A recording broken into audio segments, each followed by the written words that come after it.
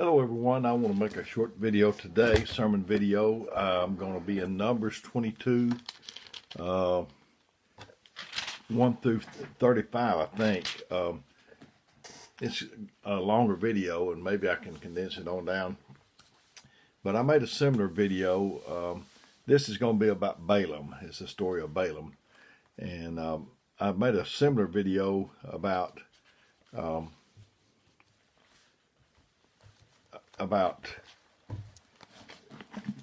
having the courage to stop. If old Balaam had stopped, he wouldn't have gotten in trouble.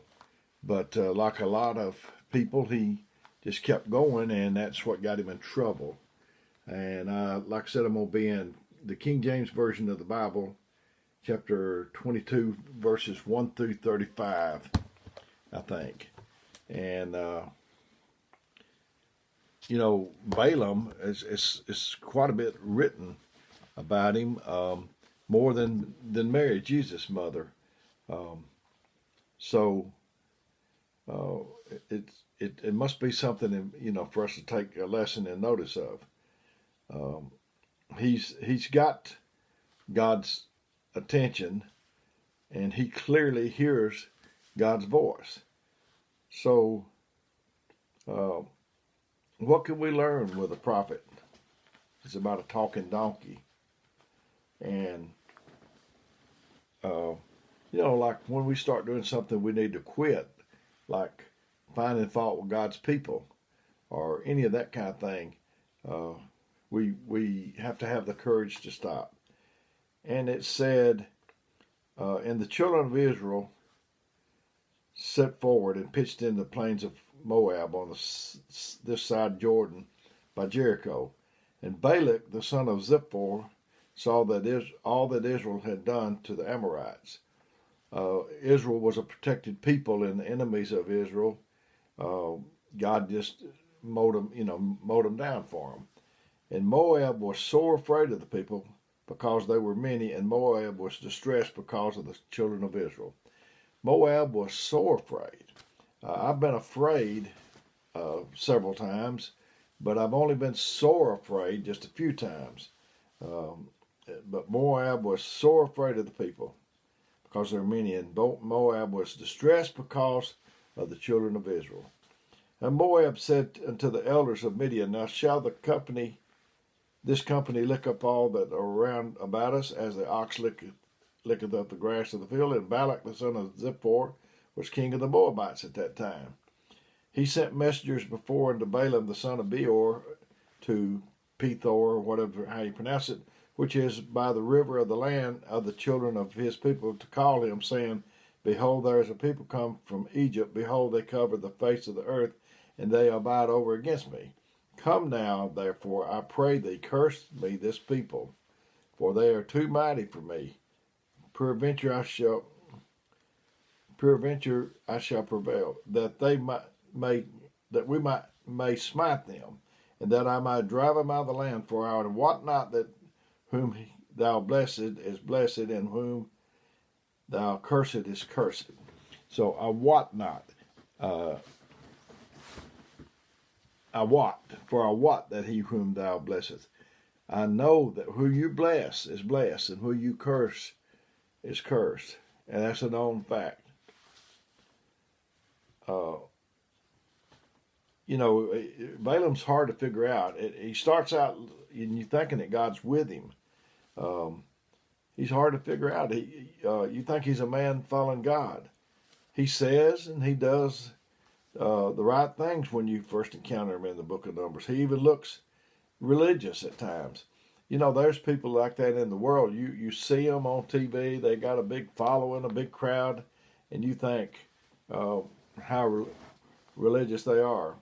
He's a guy that dines with the king. He's well known among his people, and he's a legend in neighboring lands. He's also the only person we read about that has a conversation and talks with a donkey.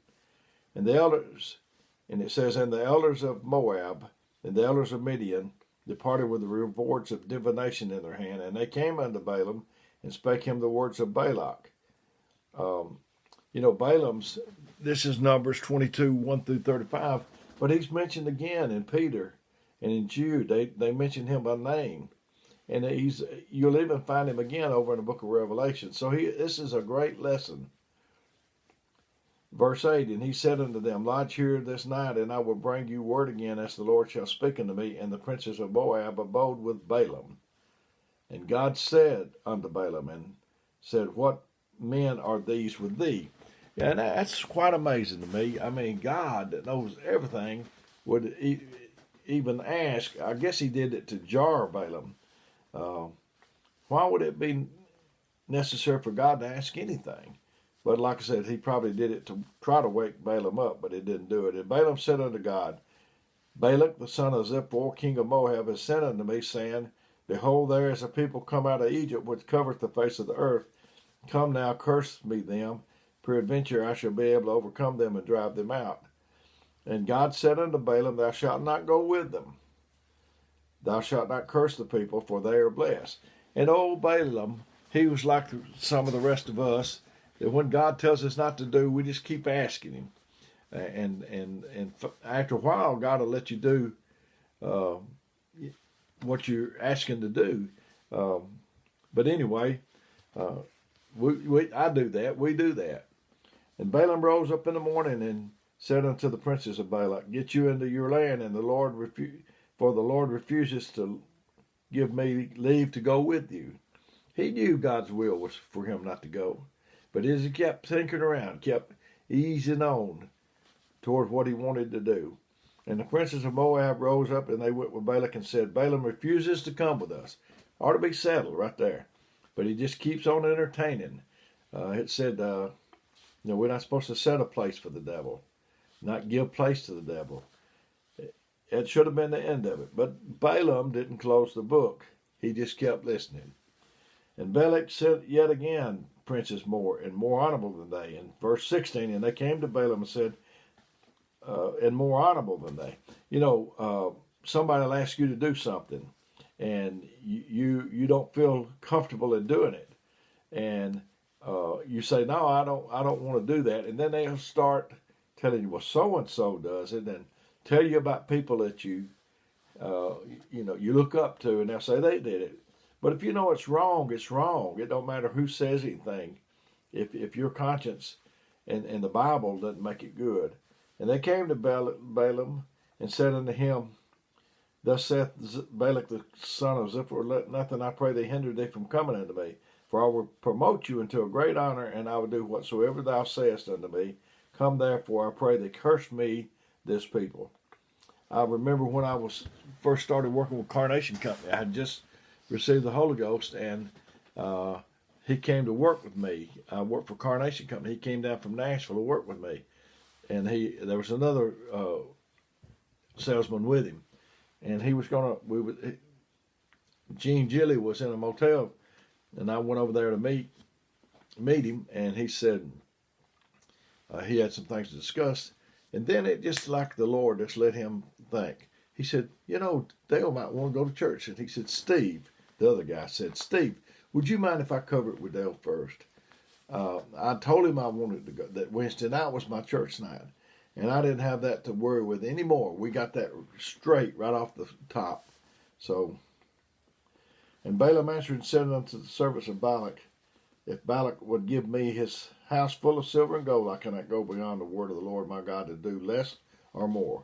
Sound like his mind is made up, but he just keeps dabbling. Now therefore I pray you tarry ye also here this night, that I might know what the Lord will say to me more. But stay here one more night, and I'll see if the Lord has anything else to say to me. What's going on here is our prophet wants to do what God has told him not to do. We all do that now and then, and it's never a good thing, but God allows us to do what we want to do. He'll let us do. After he warns us so many times, he's like, go ahead then, and you'll see why I told you no. It means that he will sometimes allow us to do things that we insist on doing, even when what we want directly opposes his will. We have a free will to do, to obey or not to obey. I can't explain it any better than saying this. Sin always carries consequences. Disobedience always carries consequences. So many things have gone wrong in my life when I've done that, and I'm sure you can relate. That's what Balaam is doing here, and it's probably the money that's enticing him. And what's your price? Uh, is there anything that you would die for rather than compromise? And God said to Balaam all at night, and God came unto Balaam at night and said to him, the men come to call thee, rise up and go with them, but yet the word which I shall say unto thee, thou shalt not do. This was a test because he had already told him not to go. And Balaam rose up in the morning and saddled his ass and went with the princes of Moab. This is a story of greed, compromise, betrayal, and corruption. This is lessons from a donkey riding prophet that caution us to be more like the donkey than the prophet. And God's anger was kindled because he went. And the angel of the Lord stood in the way for an adversary against him. Now he was riding upon his ass, and his two servants was with him. And when the ass saw the angel of the Lord standing in the way, and his sword drawn in his hand, the ass turned aside out of the way and went into the field, and Balaam smote the ass to turn her into the way. But the angel of the Lord stood in the vineyards, a wall bent on this side and a wall on that side. And when the ass saw the angel of the Lord, she thrust herself in the wall, crushed Balaam's foot against the wall, and he smote her again. If he had done what he's supposed to do in the first place, he would have got his foot hurt. Go back. What's it going to take to get you the message? It reminds me of when I was in the Army, and these guys come by on a deuce and a half, and I had civilian clothes. I hadn't yet been issued any military clothing, and they saw us out there. They knew we was newbies. They knew we was new in the Army, and they said, "Go back, go AWOL." And I didn't know what they meant at first, but I kind of see what they was talking about. And the angel of the Lord went further and stood in a narrow place where there's no way to turn either to the right hand or to the left. And when the ass saw the angel of the Lord, she fell down under Balaam, and Balaam's anger was kindled, and he smote the ass with a staff. And the Lord opened the mouth of the ass, and she spake unto Balaam, What have I done unto thee, that thou hast smit me these 3 times? Boy, that is a wake-up. If your animal starts talking to you, that ought to wake you wide up. But when people's asleep, you can't hardly wake them up. And Balaam said unto the ass, Because thou hast mocked me, I would there were a sword in my hand, for now would I kill thee. It looked like the donkey speaking. It would have caused Balaam to come to his senses. And the ass said unto Balaam, Am not I thine ass upon which thou hast ridden ever since I was thine unto this day? Was I ever wont to do so unto thee? And he said, Nay. Then the Lord opened the eyes of Balaam, and he saw the angel of the Lord standing in the way, and his sword drawn in his hand, and he bowed down his head and fell flat on his face. You know, whenever men fell down before angels before, he would say, that he wasn't God or whatever, and not to bow. But this angel let him. I just wonder why. But anyway, and the angel of the Lord said unto him, Wherefore hast thou smitten thine ass these 3 times? Behold, I went out to withstand thee, because thy way is perverse before me. And the ass saw me and turned from me these 3 times. Unless she had turned from me, surely now also I have slain thee, and saved her alive. And Balaam said unto the angel of the Lord, I have sinned, for I knew not that thou stoodest in the way against me. And now therefore, if it displease thee, I will get me back again. And the angel of the Lord said unto Balaam, Go with the men, but only the word that I shall speak unto thee shalt thou speak. So Balaam went with the princes. You know, we've all disobeyed the Lord, not sinned, but did something we didn't need to do, or didn't do something that we did need to do. But this is a lesson. If you're going down the wrong way, turn around, go back. Don't keep going in that direction. It's danger down there. The one more step. Don't go one more step, because that one more step may be too far.